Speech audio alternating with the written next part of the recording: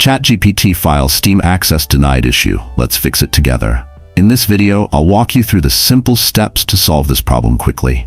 First, open your Google Chrome browser. Head over to the search bar and type in ChatGPT. Once the results appear, click on the official ChatGPT link. Now sign into your ChatGPT account using Chrome.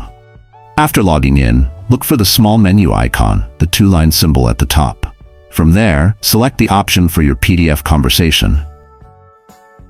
Next, hit the download button. A pop-up will ask you to confirm, so click download again.